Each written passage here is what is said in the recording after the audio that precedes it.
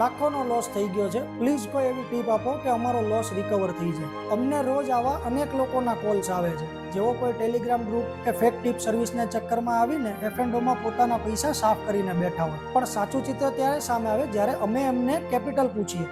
માંડ લાખ કે 1.5 લાખ રૂપિયાનું કેપિટલ હોય અને એના પર એમને નિફ્ટી કે બેંક નિફ્ટીના ઓપ્શન બાય કરીને રાતોરાત અમીર થવું હોય છે, પણ સત્ય એ છે કે નાના કેપિટલથી મોટો નફો કમાવાની આ લાલચ ઇન્વેસ્ટિંગ નથી, આ તો પ્યોર જુગાર જ થયો। લોસમાંથી બહાર આવવા માટે કોઈ જાદુઈ ટીપ નહીં, પણ સાચી સ્ટ્રેટેજી અને ડિસિપ્લિન જોઈએ। સૌથી પહેલા તો એ સમજો કે તમારી કેપિટલ પ્રમાણે તમારા માટે કઈ ઇન્વેસ્ટમેન્ટ પ્રોડક્ટ સાચી છે। શોર્ટ ટર્મ જુગારને બદલે ધીમે ધીમે તમારી કેપિટલ વધારો અને પ્રોપર રિસ્ક મેનેજમેન્ટ સાથે સાચી પ્રોડક્ટ તમારી ઇન્વેસ્ટમેન્ટ જર્નીમાં ઇન્ટ્રોડ્યુસ કરો।